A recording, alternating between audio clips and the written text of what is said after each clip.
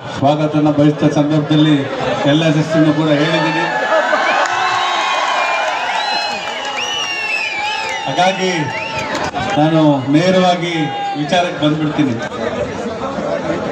2016ರಲ್ಲಿ ನಾನು ಈ ಕ್ಷೇತ್ರಕ್ಕೆ JDS ಪಕ್ಷದ ಟಿಕೆಟ್ ಆಕಾಂಕ್ಷಿಯಾಗಿ ಬಂದಂಥ ಸಂದರ್ಭದಲ್ಲಿ ನನ್ನನ್ನು ಗುರುತಿಸಿ ಸೋಮನಾಥಪುರ ಜಿಲ್ಲಾ ಪಂಚಾಯಿತಿಯ ಸದಸ್ಯರಾಗಿ ಮಾಡಿ ಇನ್ನು 2 ವರ್ಷ ಆದಮೇಲೆ ಅದೇ ಅಭ್ಯರ್ಥಿನ ನೀವೆಲ್ಲರೂ ಸೇರಿ 28,000 ಮತಗಳ ಅಂತರದಲ್ಲಿ ನನ್ನ ಗೆಲ್ಲಿಸ್ಕೊಟ್ಟು ಹೆಮ್ಮೆ ಮಾಡಿದಂಥ ತಮ್ಮೆಲ್ಲರಿಗೂ ಮೊದಲನೇದಾಗಿ ಇನ್ನೊಮ್ಮೆ ನಾನು ವಂದನೆಗಳನ್ನ ಸಲ್ಲಿಸಲಿಕ್ಕೆ ಬಯಸ್ತೀನಿ. ಇವತ್ತು ನಂಗೆ ಗೊತ್ತಿದೆ ತಾವೆಲ್ಲರೂ ನಿಖಿಲ್ ಕುಮಾರಸ್ವಾಮಿ ಅವರ ಮಾತನ್ನ ಕೇಳಿಕ್ಕೆ ಬಂದಿದ್ದೀರಿ. ಆದರೂ ಕೂಡ ನಾನು ನನ್ನ ಮಾತನ್ನ ಇವತ್ತು ಹೇಳಬೇಕಾಗಿದೆ.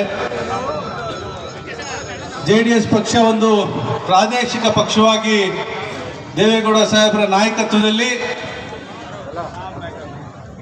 ಜನರ ಆಶೋತ್ತರಗಳನ್ನ ಎತ್ತಿಡುವಂಥ ಕೆಲಸ, ರೈತರ ಪರವಾಗಿ, ಬಡವರ ಪರವಾಗಿ, ಶೋಷಿತರ ಪರವಾಗಿ, ದಮನಿತರ ಪರವಾಗಿ ಏನು ದೇವೇಗೌಡ ಸಾಹೇಬರು ಕೆಲಸ ಮಾಡ್ಕೊಂಡು ಬಂದಿದ್ದಾರೆ, ನಿಜವಾದ ಪ್ರಜಾಪ್ರಭುತ್ವನ ಏನು ಎತ್ತಿ ಹಿಡಿದಿದ್ದಾರೆ ದೇವೇಗೌಡ ಸಾಹೇಬರು. ಈ ಪಕ್ಷ ಎಲ್ಲ ಜನಾಂಗಕ್ಕೂ ಎಲ್ಲ ಧರ್ಮಕ್ಕೂ ಸಮಾನತೆಯನ್ನ ಏನು ದೇವೇಗೌಡ ಸಾಹೇಬರು ಮಾಡ್ಕೊಂಡು ಬಂದಿದ್ದಾರೆ.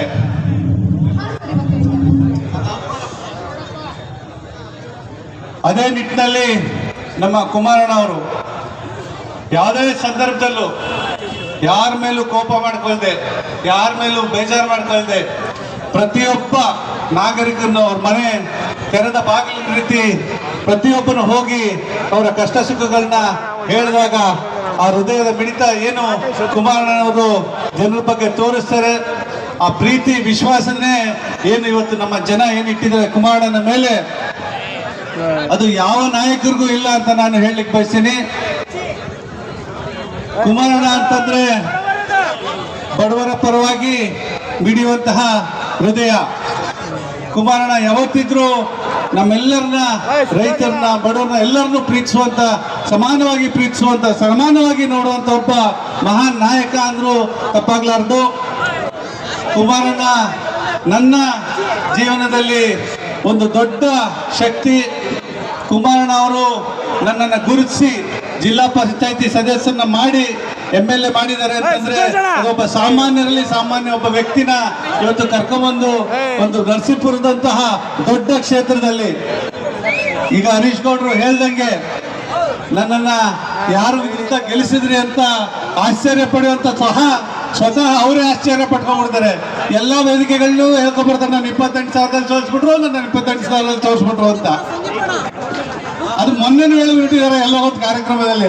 ಆ ಮನುಷ್ಯಕ್ಕೆ ಮರ್ತಾನೆ ಇಲ್ಲ, 28,000 ಫಿಗರೇ ಮೆರಿತಾ ಇಲ್ಲ ಮನುಷ್ಯ. ಆ ರೀತಿ ಮಾಡಿಟ್ಟಿದ್ದೀರಾ.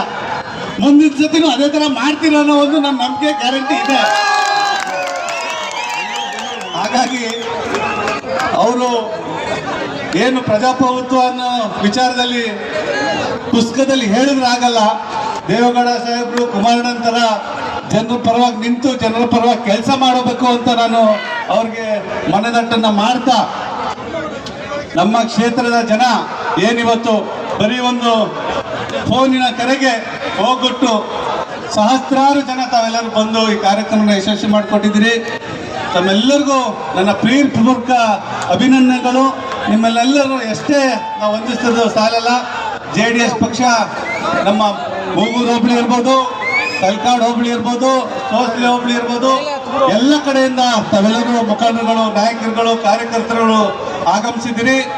ಬನ್ನೂರು ಹೋಬಳಿಯ ನಮ್ಮ ಹೋಬಳಿ ಅಧ್ಯಕ್ಷರಾದಂಥ ಕುಮಾರಣ್ಣ ಅವರ ನಾಯಕತ್ವದಲ್ಲಿ, ಚಿನ್ಸಾಮಣ್ಣವರು ತಾಲೂಕು ಅಧ್ಯಕ್ಷರಾದ ನಾಯಕತ್ವದಲ್ಲಿ ಈ ಒಂದು ಕಾರ್ಯಕ್ರಮನ ನಮ್ಮ ತಾಲೂಕಿನ ಎಲ್ಲ ಮುಖಂಡರುಗಳ ನಾಯಕತ್ವದಲ್ಲಿ ಈ ಕಾರ್ಯಕ್ರಮಕ್ಕೆ ಶ್ರಮಿಸಿದಂತ ಏನು ನಮ್ಮ ಕ್ಷೇತ್ರದ ಯುವ ನಾಯಕರುಗಳು, ಯುವಕರಾದಂಥ ರವಿ, ಚೇತನ್, ನಮ್ಮ ಸಿದ್ದರಾಜ್ ಅವರು, ಮಧು ಅವರು, ನಮ್ಮ ಕೃಷ್ಣೇಗೌಡರು, ಆನಂದ್ ಅವರು, ಚಂದ್ರಣ್ಣ ಅವರು, ಸಂಜು ಎಲ್ಲರ ಹೆಸರು ನಾನು ಹೇಳ್ತಾ ಹೋದ್ರೆ ಇವತ್ತು ಅದು ನಾನು ಯಾವುದೇ ಲಿಸ್ಟನ್ನ ಹೇಳಲಿಕ್ಕೆ ಸಾಧ್ಯ ಇಲ್ಲ.